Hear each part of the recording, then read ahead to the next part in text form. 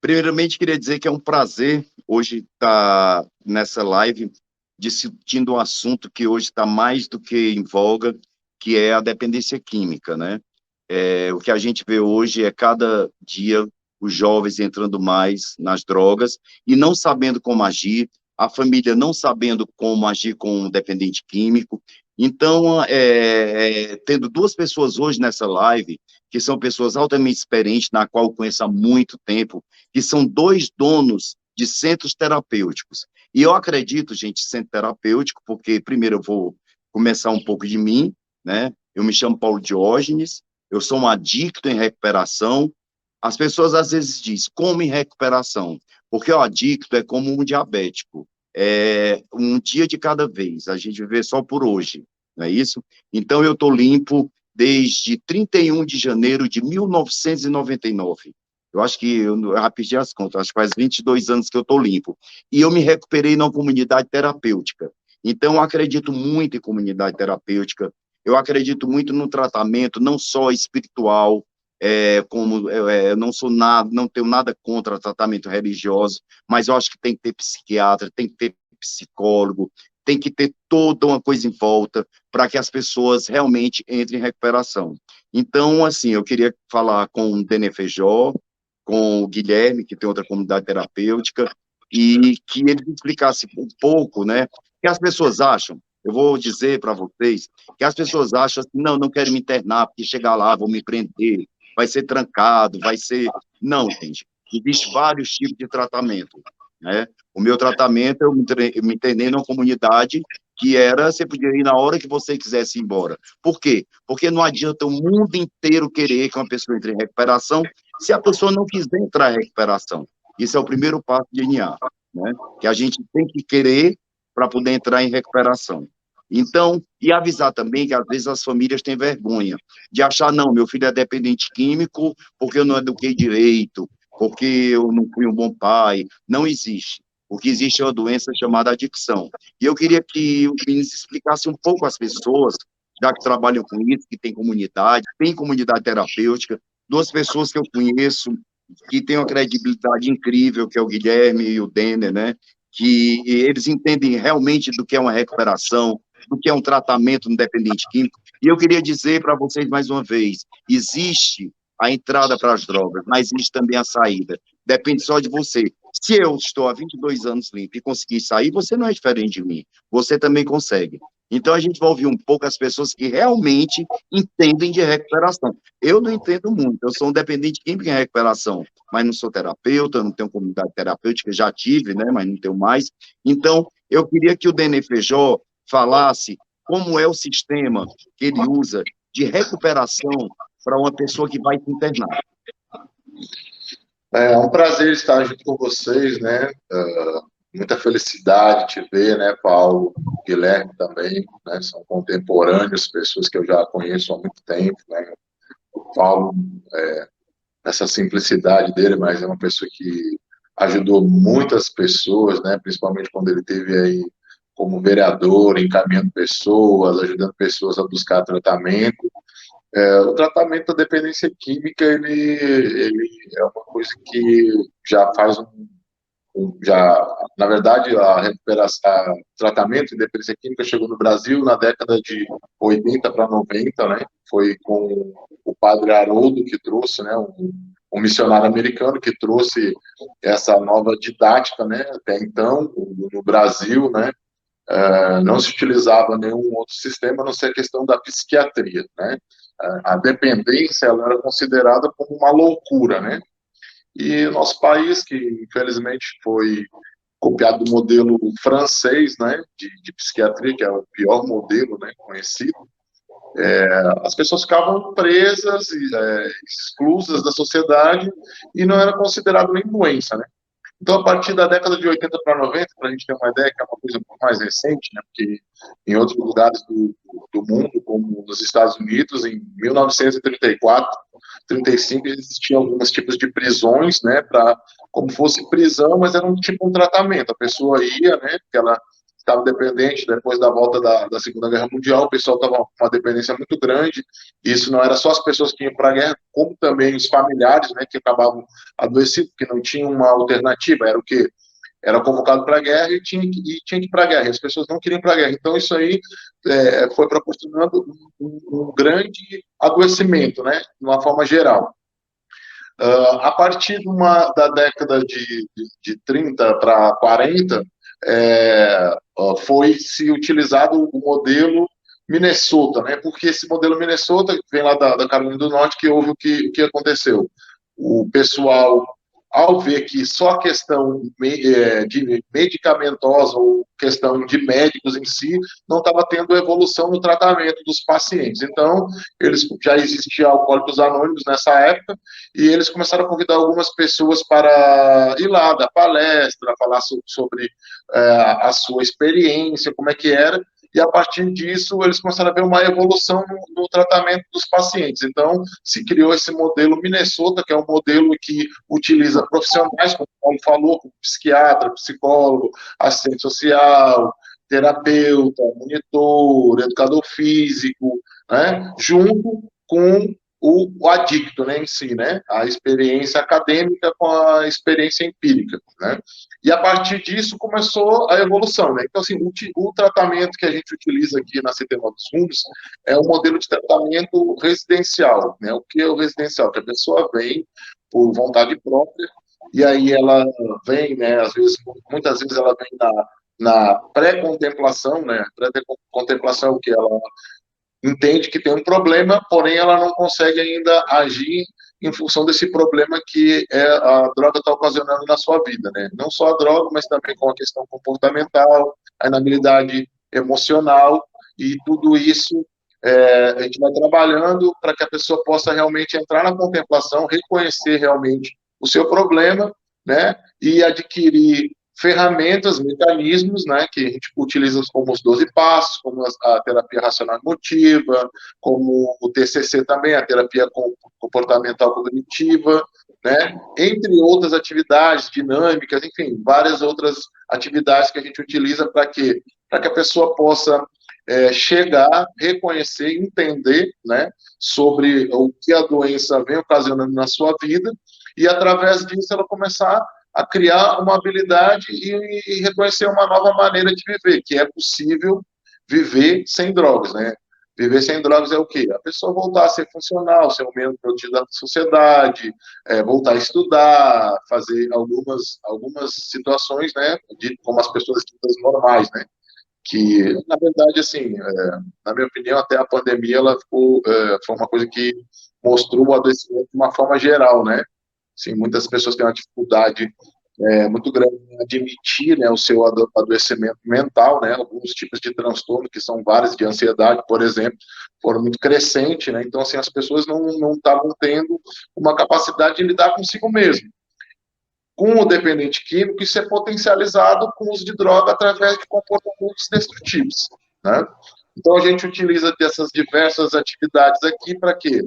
Para que a gente possa proporcionar que a pessoa consiga reconhecer, né, porque muitas vezes é complexo o reconhecimento do adoecimento do indivíduo, pelo fato de que a maioria das vezes o modelo que é passado por nós, principalmente pela mídia, é que a pessoa é um marginal, né, é um bandido, é um vagabundo, que a gente que trabalha com a dependência química, a gente sabe que não é verdade. Existem várias pessoas, muitos profissionais de várias áreas, que são pessoas, né, normais, que adoeceram e que esse adoecimento impossibilitou que elas conseguissem viver de uma maneira saudável, né, de uma maneira sã, né. Então, assim, a obsessão, a compulsão, né, os comportamentos, os maneirismos fez com que a pessoa começasse a ficar disfuncional em várias áreas da vida dela, né, deixando de ser um bom filho, um bom pai, um bom irmão, um bom esposo, uma boa esposa, enfim, tudo isso é tratado, né, aqui com a gente, num ambiente agradável, né, de tranquilidade, assim, esse modelo antigo, né, e muitas vezes que as pessoas querem nos mostrar o que a própria mídia mostra, que a pessoa que é um doente, ela é só aquela pessoa que está destrutiva, que ela está na rua, que ela está mendigando, que ela está tomando crack. Não, isso aí não é verdade, né? A gente sabe que isso não é verdade, né? Então, assim, são pessoas normais, né, com uma doença que pode ser tratada. E aí, né, entra todo um processo do reconhecimento da doença e uma maneira de buscar ter o tratamento da doença. Né? Assim, então, eu entendo muito dessa forma, e o Paulo estava até comentando um pouquinho antes a isso, né, até falou na fala inicial dele sobre a questão do adoecimento da família, né, para mim, 70% das recaídas ela é proporcionada pelo não tratamento familiar. O familiar ele não aceita que ele adoeceu junto, né? Ele se tornou codependente, ele vive em função do adoecimento do seu familiar. Então, assim, ele acha que ele não precisa, quem precisa é o outro, e acaba que ele não cria habilidade e se torna um facilitador, muitas vezes, da progressão da doença do seu familiar. Então, muitas vezes, até encaminhando a pessoa a usar. Assim, lógico, a pessoa tem a escolha a partir do momento que ela está em sobriedade. Deixa eu abrir um parênteses aqui. O que eu vejo é falta de políticas públicas em relação à dependência química, né? O que eu vejo do governo federal é uma maquiagem, né? Para mostrar que estão tratando de dependentes químicos. E, então, eu queria passar para o Guilherme e que o Guilherme explicasse a dificuldade, porque todo mundo que tem comunidade terapêutica tem uma dificuldade muito grande, dificuldade com os familiares, como o Denis falou, porque cada dependente químico, ele adoece no mínimo 6 pessoas em volta. E não adianta também você tratar um dependente químico e soltar ele 6 meses depois para ele voltar para o mesmo lugar, porque a gente aprende, gente, um dependente químico que eu aprendi quando eu me internei, que a gente tem que evitar 3 coisas: hábitos, pessoas e lugares. Se você não usar essas 3 coisas na sua recuperação, ela não funciona. Se você andar com as mesmas pessoas, frequentar os mesmos lugares e ter os mesmos hábitos. O que você aprende na comunidade terapêutica, né, o que eu aprendi é acordar, arrumar minha cama, do lugar onde eu estou, eu cuido dele em volta, né, que o dependente químico, ele não cuida mais. Ele não tem horário para acordar, não tem horário para dormir. Então, a comunidade terapêutica eu acho importante, porque a pessoa aprende a hora de acordar, aprende a hora de almoçar, porque a gente perde totalmente. Eu não tinha noção nem dos dias, nem da noite eu tinha noção. Então, Guilherme, eu queria te perguntar qual a dificuldade que você acha que existe dos poderes públicos, né? Eu falo do governo federal, eu falo do estadual, eu escancaro logo, eu falo logo é de todos, porque eu não vejo muito campanhas, cada vez menos campanhas, cada vez mais as pessoas usando droga, cada vez mais, e as drogas agora pior, que são sintéticas, que são drogas que não estão nem catalogadas, né, que a polícia pega e não pode levar, porque não está catalogada como droga. Então, a pessoa usa festas em redes, e dizer para as pessoas, gente, que se droga fosse bom, a gente não começava a usar, né? E o problema da droga é quando ela chega num certo ponto que você já está dependente. Então, você não manda mais em você. Quantas vezes eu ia para um show, parava numa boca e usava droga e deixava de ir para o show. Então, você deixa de você, você não manda mais em você. A droga é que manda em você. Mas eu queria perguntar ao Guilherme, voltar de novo à minha pergunta, que o que você acha pelo fato da omissão, eu chamo omissão do governo federal, do governo estadual, sem propaganda, sem um tratamento adequado, sem divulgar, eu não vejo nada. Hoje eu já não vejo nada em relação a isso. E a dificuldade que você vê, Guilherme, em relação a isso. Pronto, primeiramente aí gratidão, tá, Paulo? Breno, um abraço aí. Em relação à questão de política, eu acredito que é necessário prevenção. A prevenção sai muito mais barato no modo geral. Então, precisa de campanha, precisa de palestra, precisa de divulgação em escolas, precisa de prevenção, de ser falado esse assunto, porque muitas das vezes esse assunto vira um tabu. E não é falado dentro de casa, não é falado em escola, não é falado em outros locais. E aí cria esse tabu sobre a questão da droga, sobre a questão da dependência química e sobre a questão da recuperação. né? Então, muitas das vezes, quando já é procurado já numa situação muito tardia, no modo de dizer que poderia ter sido evitado ou poderia ter sido tratado de uma maneira mais eficaz mais cedo, né?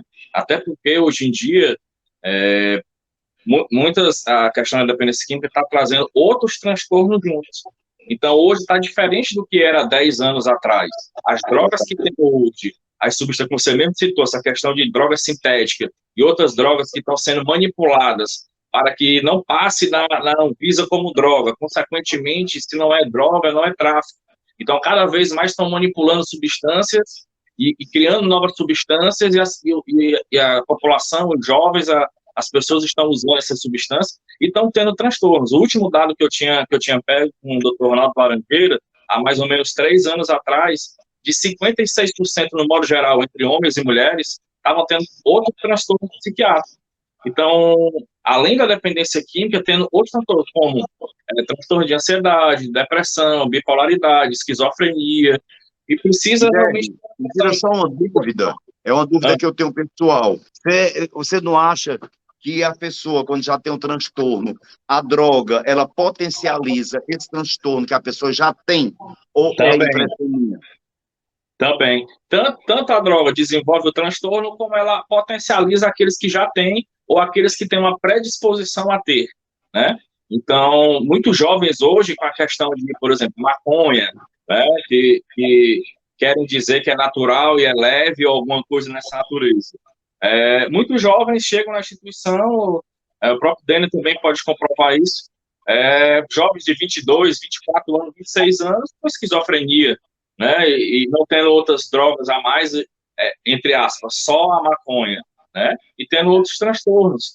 Então, é necessário que tenha uma atenção, que é necessário que faça realmente uma campanha pesada em relação a isso, porque a prevenção sai muito mais barata, né? E tu não acha, Guilherme, também que a porta de entrada, que os jovens têm que se conscientizar, que a porta de entrada para as outras drogas é o álcool e a maconha, concorda? Com certeza, com certeza. O álcool pela a questão cultural, pela questão, às vezes, até de pai para filho, colocando cedo para a questão de autoafirmação, de masculinidade, né? Então, muitos jovens começam com a questão dessa bebida cedo para essas questões, as festas e tudo mais, e aí o álcool é severo, né? É uma droga legalizada, mas é uma droga que causa um perigo muito grande, né? Os maiores acidentes e problemas envolvem com álcool, violência doméstica, violência contra a mulher, tudo é baseado no álcool. Então, essas duas drogas, inclusive, são as duas drogas que as pessoas têm mais dificuldade para deixar o dependente químico. Por quê? Porque muitas vezes ele acredita que tem um problema com a cocaína, com crack, com outra droga, né? Mas ele não consegue entender a doença como um todo e aí achar, no só alcoólatra eu posso beber. Eu não tenho um problema com maconha, né? Meu problema é álcool, cocaína, por exemplo. Né? E acho que pode sempre... E sempre tem recaídas, porque sempre está voltando nesse ponto de origem, né? Então, essas ditas como drogas leves, que para mim não tem nada de leve, pelo contrário, são extremamente perigosas, é o álcool e a droga. O álcool, por ser legalizado e ser banalizado em todo canto, dentro da sua casa, familiar, essa questão toda, né, em todos os eventos, vira uma coisa de hábito, né? Então, é necessário que tenha... Pode terminar, que eu vou te perguntar. Eu acho também que existem familiares que eles patrocinam isso, tá entendendo? Patrocina. Uma mãe um dia chegou perto de mim e disse assim, meu filho vai vender tudo, mas eu dou. Meu filho vai, eu dou o carro, ele acaba o carro, eu dou outro. Aí eu disse para ela assim, a senhora bota ele para fora, porque o que faz, eu tenho essa concepção, Dene e Guilherme, o que faz a recuperação é o sofrimento que a gente passa. Se a pessoa não sofre e está em lua de mel com a droga, que a droga ainda não causou nada em relação a ela, para mim, ela não deixa, entendeu? Então, eu disse para a mulher, não, mas eu dou tudo a ele, eu digo, olha, a senhora está querendo, não, mas se eu estar meu filho na rua, ele pode morrer. Eu digo, não, a senhora está matando seu filho aos poucos, para não se sentir culpada. Então, assim, a mãe, às vezes, pelo fato da superproteção, o que é que ela faz? Ela ajuda, né, a drogadição do filho, né? Isso também as mães têm que entenderem que elas não são culpadas disso, né? E tem que entender também que não pode patrocinar, né? Que ela não é culpada, que ela, não vou dar um carro, porque meu filho acabou, vou dar roupa, porque senão ele for coitadinho, ele vende a roupa, ele vende o carro, ele empenha as coisas, ela paga tudo. Então, é uma forma que a gente tem que dizer para as pessoas que parem, porque você não está ajudando seu filho, você está prejudicando seu filho. Vocês concordam? Claramente. Eu penso assim, em relação a essa situação, eu vejo que muito da questão do uso de drogas é a própria indústria, né, que de alguma forma na questão do álcool, ela investe pesado em dinheiro, né, para comprar, né, essa questão, porque isso já é uma coisa comprovada, que o álcool ele tem poder destrutivo. Né? Mas também, se a gente for avaliar o que acontece muitas vezes, até por isso é um grande número de pessoas jovens já chegando, buscando tratamento, uma coisa que não acontecia tanto na década passada, dos anos 2000. Mas de 2010 para cá, aumentou muito a procura de pessoas jovens, mas também aumentou pessoas com mais idade ainda, com mais de 40 anos de idade.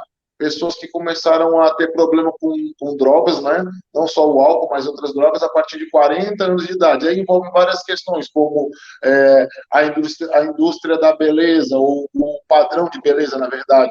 O que a mídia vende o quê? A necessidade da pessoa, ela tem um padrão, né, de beleza, um padrão de vestimenta, um padrão que é dito aceito. Então, a pessoa, muitas vezes, começa no uso da substância, por quê? Porque ela não consegue se encontrar naquele padrão. Se ela não tiver o cabelo alisado, se ela não tiver magra, se ela não tiver malhada, se ela não tiver um iPhone, se ela não tiver um carro tal, uma Hilux, ou isso e aquilo. Então, tudo isso que a mídia começa a colocar e vender como uma forma de sucesso, né?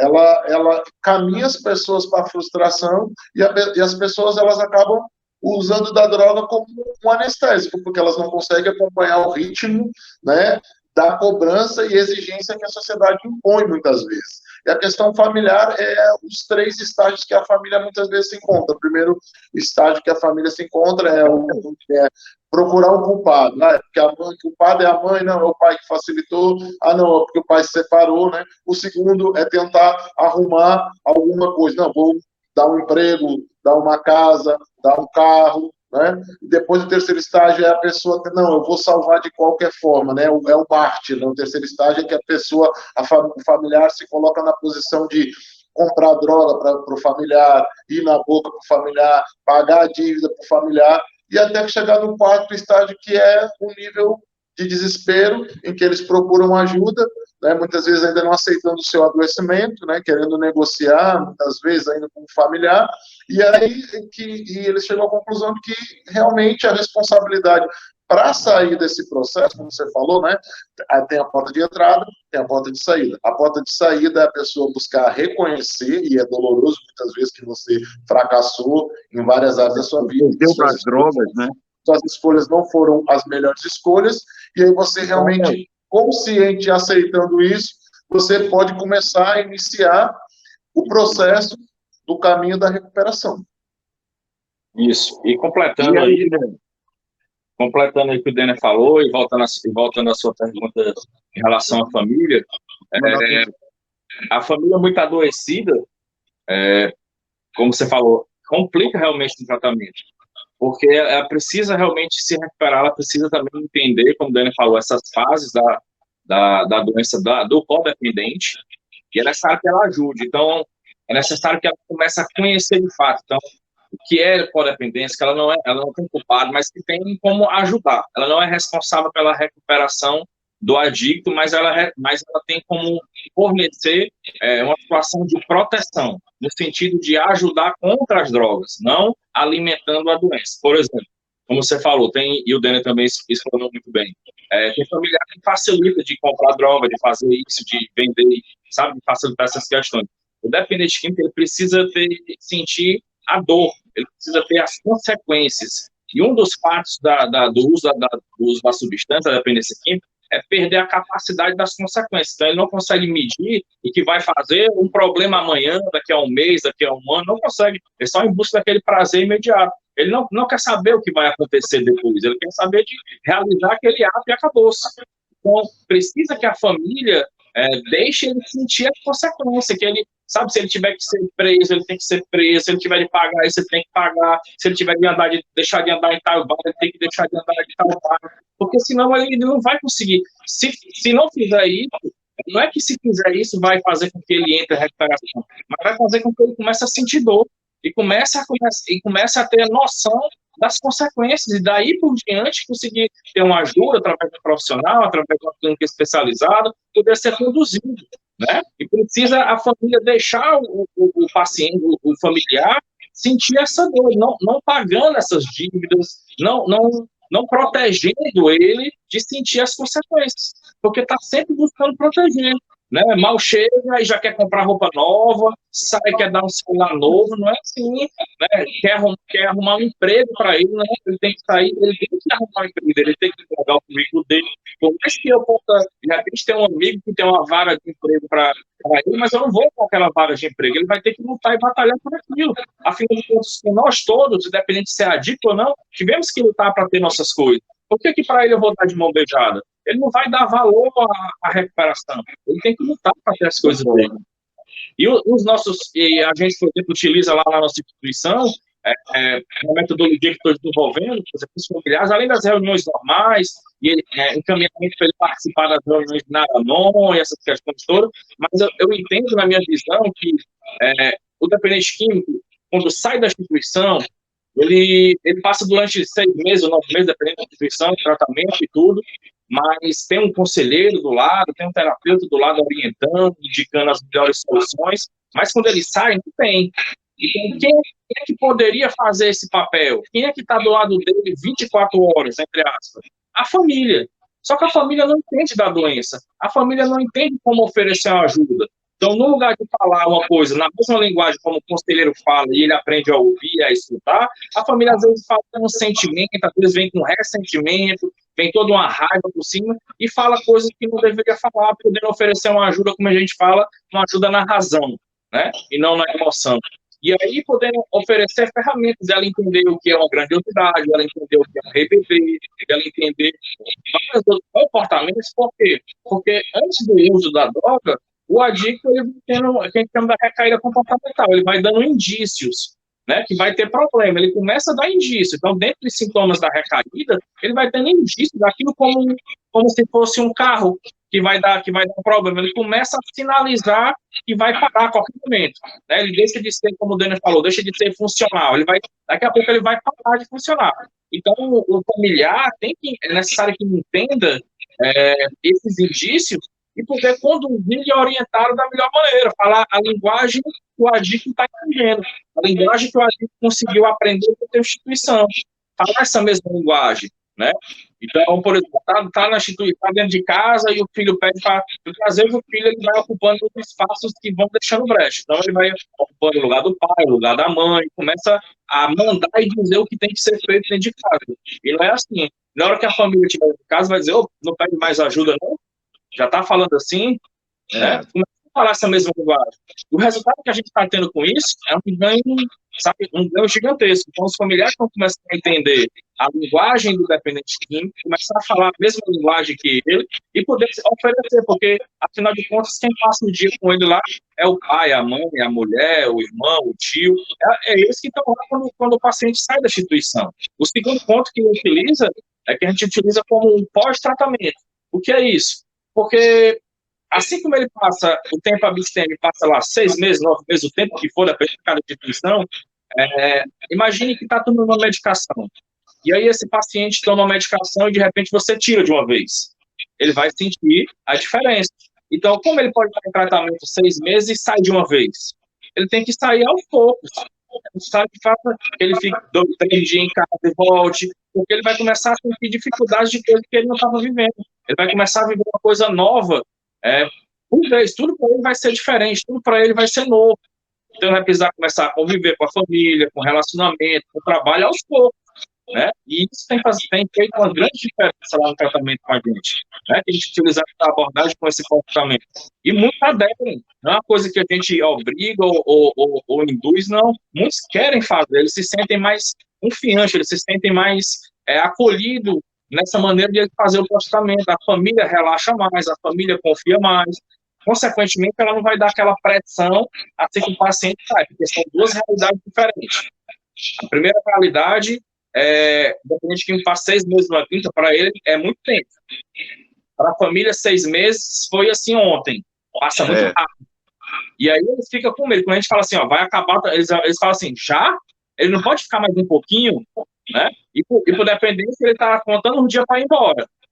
Né? Então, são duas realidades diferentes. Então, esse pós-tratamento faz esse alinhamento dessas realidades, porque a família, consequentemente, não entrando em parte neurótica, né, ficando neurótica, não podendo botar o pé na esquina. Eu já recebi gente me falando, dizendo assim, ó, vou deixar o meu parente aqui, eu posso trancar ele em casa? Eu digo, não, como trancar ele em casa?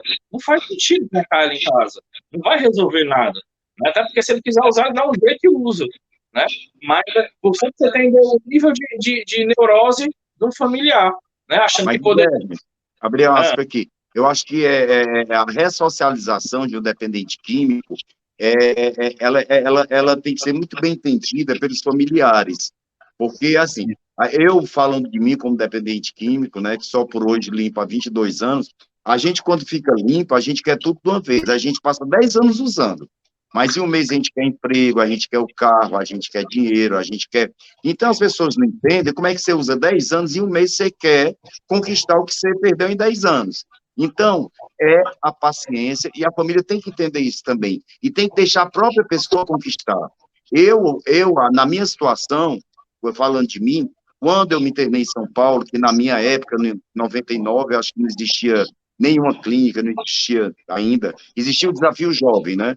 Então, assim, meu pai disse assim, ó, você vai voltar, agora você vai conquistar suas coisas. Eu tinha dívida, na época, de muito dinheiro, ele disse, não, você vai voltar depois e pagar suas dívidas. Então, quando você pagar suas dívidas, quando você comprar um carro, eu disse, papai, compra um carro, eu vou comprar no meu nome, se você recair, no outro dia eu pego o carro e não lhe dou mais.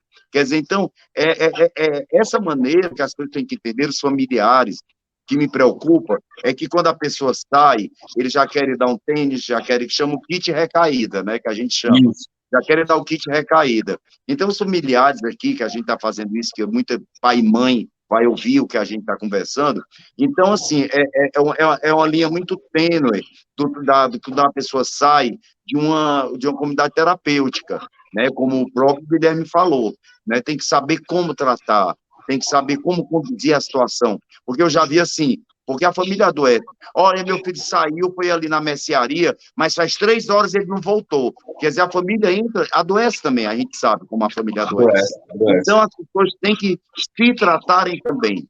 Não só o dependente químico tem que entrar em tratamento, como o familiar tem que entrar em tratamento junto com o dependente químico, como existe o Naranon, que eu acredito muito. Tá entendendo? Como existe e tem comunidades terapêuticas, grupos de ajuda para familiares. Porque quando eu me internei, não tinha. Meu tratamento, eu internei em 99, viu, Dene? E era o começo do tratamento, era exército. A coisa era geral. Eu acho que o tratamento ele é individual. O tratamento, cada pessoa tem seu problema diferente. Cada pessoa tem seus traumas diferentes. Então, eu vejo o tratamento individual para cada pessoa. Eu não vejo nem de produção, né? O meu não, o meu é exército. O meu era um tipo de tratamento para 30 pessoas, entendeu? Então, acho que as coisas estão evoluindo, as comunidades terapêuticas estão se atualizando, tá entendendo? As pessoas estão sendo mais humanizadas, porque quando eu me internei, eu não vou mentir, eu nunca recaí, eu brinco sempre, porque eu passei, o tempo que eu fiquei internado, eu fui tratado não como gente, entendeu? Assim, eu era um dependente químico, eu era um drogado, então eu não tinha nada, eu era um drogado, e pronto, e acabou, e escute tudo que eu tenho para dizer e fique calado, tá entendendo? Então, eu acho que hoje existe, eu acho legal, nas comunidades hoje, que existe esse tratamento individual, tá entendendo? Cada ser humano é um ser humano, cada um sabe os problemas que tem cada um, né? Não é todo mundo que tem o mesmo problema igual, né? Então, assim, eu vejo que hoje, até para o ministro Guilherme, né, o Denner, né, pelos tipos de tratamento que já as pessoas comentam, as pessoas falam, né, que é tratamento que as pessoas vão lá para ser tratadas como seres humanos. Porque tem comunidade terapêutica que as pessoas são tratadas como bicho, me perdoem eu dizer isso, né? Quando a família for internar, primeiro conselho, visite antes, conheça o lugar, conheça qual é a forma de tratamento, converse com as pessoas, não jogue seu filho sem saber nem onde é que você está jogando. Eu conversando agora, e você, claro, porque todo mundo sabe, com a cantora Yara Pamela, e ela dizendo que internou o filho dela numa comunidade terapêutica, que o dono da comunidade, que eu não quero citar, que era se era NA, se era religião, deu uma surra no filho, 3 surras no filho dela. E quando viu, o cara recebia não sei quantos processos, entendeu? Então, tenha cuidado quando for internar também. Isso é um conselho que eu dou. Veja onde você está colocando seu filho, né? Que eu acho isso muito importante. Não sei se vocês concordam. Eu gostaria de falar um pouco sobre até o que o Guilherme falou, sobre a continuidade do tratamento. As pessoas têm que entender, principalmente a família, que o tratamento é início do processo para a vida toda. Então, assim, eu sempre costumo falar muito metaforicamente. Então, assim, vou dar um exemplo, né, bem no cearês. Não tem aquele celular velho que é engado? Aquele celular velho que o cara carrega ele, aí bota lá no level lá em cima 100. Aí o cara mexe 2 segundos no WhatsApp, recebe uma ligação e vai lá embaixo, né? O que que o cara faz? Antigamente até tinha a possibilidade de trocar bateria, hoje já nem existe muito, né? O celular já tem uma bateria acoplada, né? Então o que o cara faz? Coloca na tomada, né? Então, assim, o dependente químico, ele se habituou, ele se acostumou a receber esse estímulo exterior que ele encontra na droga. Então, assim, o fato dele passar pelo tratamento é o início do processo que ele vai ter que dar continuidade com um acompanhamento terapêutico, com um psicólogo, com um psiquiatra, com retornar para a instituição que ele fez seu tratamento, né? Continuar a reinserção, porque, assim, as salas de NA também, né, ou salas de alcoólicos anônimos, a maioria das recaídas se dá por quê? Porque o que acontece? A pessoa acostumou, né, a questão mesmo física, né, o cérebro, ela se acostumou a receber um estímulo exterior, né, que esse estímulo elétrico faz com que algumas emoções, alguns hormônios, algumas coisas, elas ganhem uma velocidade e dê aquela sensação de prazer, e ele vai ter que retomar. Então, quer dizer assim, foi tirado dele um elixir da magia, que era o quê? Usar a droga, que era colocar na tomada e sentir aquela sensação. Então, assim, ele vai ter que se habituar num processo, a longo prazo, a buscar esse prazer de outras formas, seja na igreja, seja limpando seu quarto, seja trabalhando, seja estudando. Então, isso é um processo longo, né? Então, assim, em média, às vezes a pessoa vai demorar 2 anos para realmente ter uma estabilidade mais nas suas emoções, né? Mudança comportamental, assim, tudo isso que vai acontecer nesse período com ela precisa dar continuidade nesse acompanhamento, nesse tratamento, né? E a questão também das pessoas entenderem que, assim, uma coisa que eu já tive uma opinião diferente, mas eu já mudei bastante o meu conceito em relação a isso, é a questão que a pessoa precisa sofrer para se recuperar. Não, a pessoa já está sofrendo. Que é maior sofrimento que era para mim, para minha mãe, eu tendo minha casa, tendo toda a comodidade, tendo todos os recursos, e eu querer ficar enfiado dentro de uma boca, ficar na esquina usando droga, né? Ver todo mundo da minha família crescendo, meu primo tenente, o outro polícia federal, o outro do judiciário, e eu ali naquela mesmice, parado naquela escolha que eu fiz e não conseguia me desprender, eu estava dependente daquilo, eu sofria, né? Então, assim, o sofrimento, eu não acredito que leva ninguém à recuperação, apesar de que tem pessoas que elas têm um nível maior, né? Até na própria literatura de Narcóticos Anônimos, se não me falha a memória, tem uma parte que fala assim, né? Alguns adictos, né, têm uma propensão maior a continuar no uso. pela sua resistência ao sofrimento, né? Resistência à dor. Tem pessoas que têm uma resistência maior à dor, então elas vão ter a continuidade do sofrimento. Outras, elas já vai ser suficiente algumas situações em que elas vão entender a necessidade e não vão querer sofrer mais, vão procurar ajuda. Então, assim, a família tem que estar ali disponível, compreender e buscar caminhar junto. Para mim foi muito importante a minha mãe frequentar as reuniões do Amor Exigente durante anos. Hoje a minha mãe dela não frequenta mais, às vezes até cobro dela que ela não frequenta mais, né? Que é uma outra ferramenta maravilhosa, o Naranon, o Alanon, né? São ferramentas excepcionais, porque são pessoas que passaram pelaquela mesma situação e têm a experiência, a vivência para orientar como o outro familiar vai agir, como ele vai lidar com a situação do seu familiar.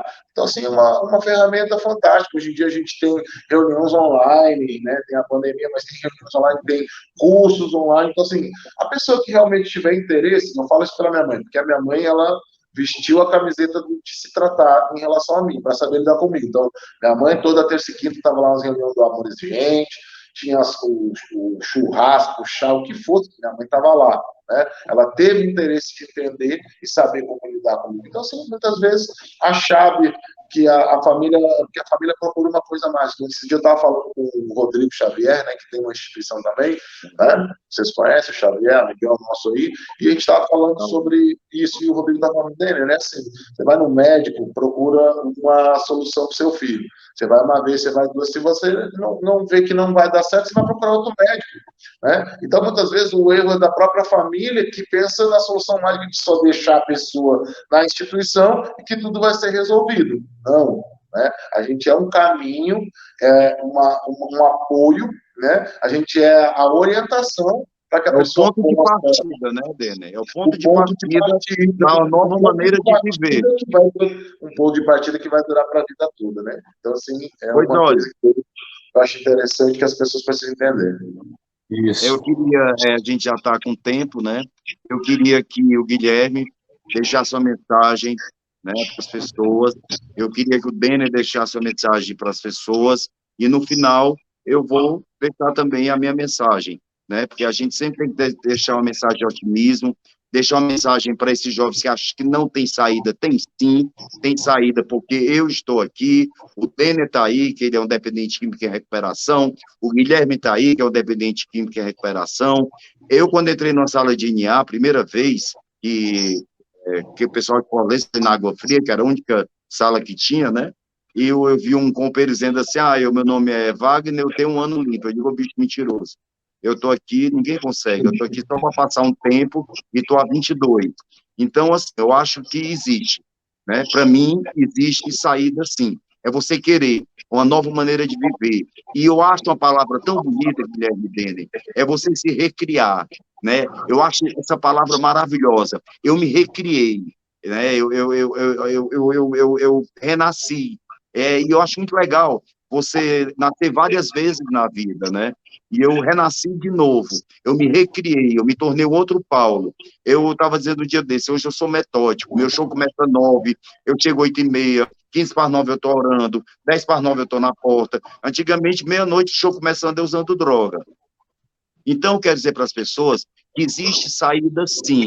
Se você quiser, existe. Procure ajuda, procure um NA, procure um psicólogo, procure e viva outra vida, né? É uma vida sem droga, gente. Eu estava dizendo um dia desse, o cara dizendo assim, eu sou muito doido. Eu digo, você é muito doido por quê? Porque eu vejo o pôr do sol como baseado. Eu digo, não, você não é doido, não. Doido sou eu. Que vejo o pôr do sol, sinto as mesmas sensações sem ter fumado maconha. Doido sou eu que faço sexo sem droga, sem popper, sem nada. E doido sou eu. Eu sou muito doido. Porque eu consigo ter o prazer da vida estando limpo. Isso é ser muito doido. Essa é a minha mensagem. Agora eu quero que o Guilherme deixar dele e depois do Denner. Verdade. Existe, como foi falado, né? A clínica, ou seja lá, a CT, ela é só ela mostra um caminho, ela dá um norte, ela é uma bússola, né? Ela mostra um norte. Porque existe aquela velha frase que diz assim, só basta ele querer. Mas muitas das vezes, por exemplo, e como foi falado aqui, também sou uma dica de recuperação, e final de novembro agora eu faço 17 anos limpo, para onde pode ser, Parabéns, Roberto, só por hoje. só por hoje, né? E o que acontece? A clínica ela é esse caminho, porque muitas das vezes eu queria no meu passado, me esforçava, mas eu não conseguia, eu não ficava muito, não conseguia ficar limpo, né? Tanto que eu achava que eu não tinha jeito, né? Quando eu cheguei na instituição, né? E inclusive o Dani que me recebeu nessa instituição aí na época lá, né? Gratidão também a ele aí. Então, me mostraram um caminho, me mostraram que era possível. Então, muitas vezes as pessoas falam assim, Guilherme, a recuperação é difícil. Eu digo, cara, antes de se preocupar se é difícil ou fácil, é melhor entender que existe um caminho. Só em saber que existe um caminho é muito mais fácil. Porque assim, o pior foi que trilhou a primeira vez esse caminho. Então, eles já fizeram o caminho e me deixaram só pegada para eu seguir. Então, o que eu preciso muito mais ter hoje, me preocupar no lugar de ser difícil ou fácil, é eu ter obediência e seguir esse caminho que estão me orientando.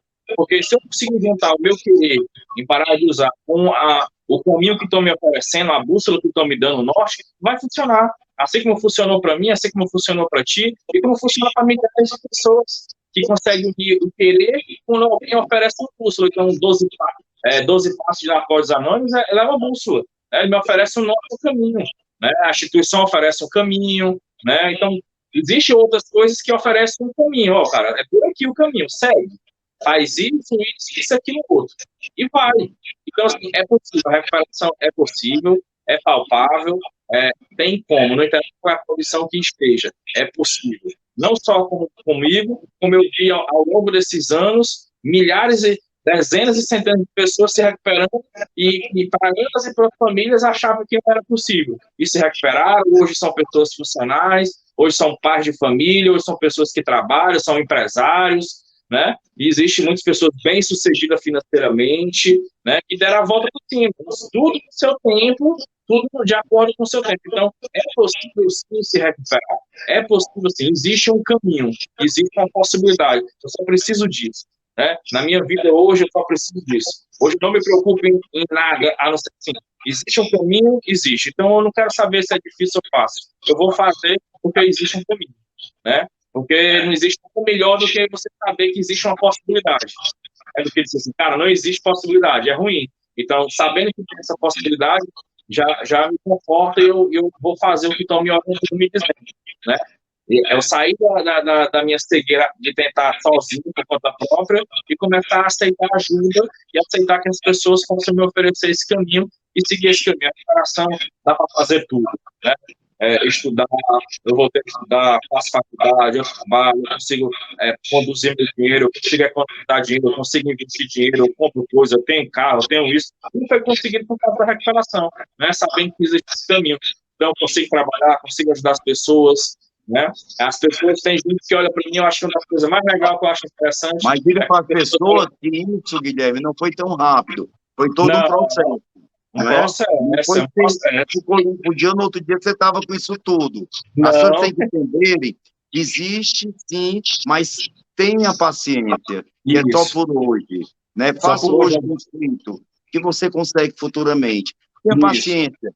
Né? É isso que eu quero dizer. Guilherme, eu quero muito agradecer, porque você é uma pessoa que eu tenho uma admiração, tenho um respeito, né? Sua comunidade terapêutica, né? E, assim, muito obrigado por participar dessa live. E a gente aqui está ajudando tanta gente que a gente nem sabe quantas pessoas nesse momento a gente está ajudando. E, Guilherme, agora eu queria que o Denner desse a última mensagem dele. Gratidão. Pronto. Eu vou falar minha mensagem, ela vai ser breve. Em primeiro lugar, eu queria agradecer, né? Um prazer, uma satisfação estar encontrando o Paulo. Paulo, um beijão, você é um querido. Vou ter que ir aí na Serra, agora que você está morando aí na Serra. Né? Gente, a gente não sabe o que o Denner está dizendo. Hoje em dia, eu moro no meio dos matos, na Serra do Mulungu, num lugar maravilhoso, foi onde eu escolhi, porque depois de 22 anos limpo, eu descobri que a maior riqueza, Guilherme, é a paz de espírito. E a coisa mais difícil de um adicto é ele conviver com ele mesmo. Né? Eu tinha uma dificuldade muito grande de conviver comigo, Eu tinha uma dificuldade horrível. E hoje eu moro só na Serra, eu moro num lugar maravilhoso, e assim, no meio dos matos. Então, hoje eu me amo, hoje eu me gosto. Eu não, o pessoal diz, Paulo, mas tu mora só, tu tem solidão? Eu digo, não, eu tenho solitude. Solitude é quando você consegue conviver com você mesmo, sozinho, e se amar. Isso quem me ensinou foi minha recuperação depois de 22 anos. Pode falar, Dani. Então, Eu quero entender. Assim, o que a mensagem que eu tenho que deixar para vocês é que, assim, não percam esperança, não desistam, né, do seu familiar. É possível a recuperação, né? Eu me lembro, há uma cerca de quase 17 anos atrás, recebi algumas famílias e tal, recebi uma família, um jovem também, né, que estava passando por todas essas dificuldades, né, chegou no fundo do poço, enfim, teve todos os problemas, né, inerentes às escolhas dele, né, desacreditado, e hoje, né, eu tenho o prazer de estar dividindo essa live com ele, que é o Guilherme, que foi, né, um paciente meu. Então, assim, o exemplo maior de que a recuperação é possível, né, o Guilherme está aqui, né, muito feliz por você, Guilherme, né, por todo o seu trabalho, seu empenho, acompanho nas redes sociais, né, o trabalho que você vem desenvolvendo. Então, assim, para mim é uma satisfação muito grande, né? Você era um desacreditado, mas alguém acreditou em você. Então, a mensagem que eu deixo para os familiares é essa: não desacredite no seu familiar, não desacreditem, existem vários caminhos, né? Existe a igreja, existe o IA, existe o psicólogo, existe o psiquiatra, existe a clínica, né? E, assim, a pessoa que, para mim, eu desenvolvi uma teoria aí, né? Uma vez visitando um amigo meu que estava internado numa clínica, que a recuperação, ela é básica, são 4 P's. Paciência, porque paciência produz a fé e não existe nenhuma ferramenta mais poderosa que a fé. Prioridade, a sua recuperação, sempre em primeiro lugar. A perseverança, não desistir nunca. E o 4 P é praticar todos esses 3 P's. Então, você encaminhando nesse nível e buscando sempre seguir em frente, é possível você se recuperar, perder o desejo de usar drogas, encontrar uma nova maneira de viver, né? Muito obrigado, né?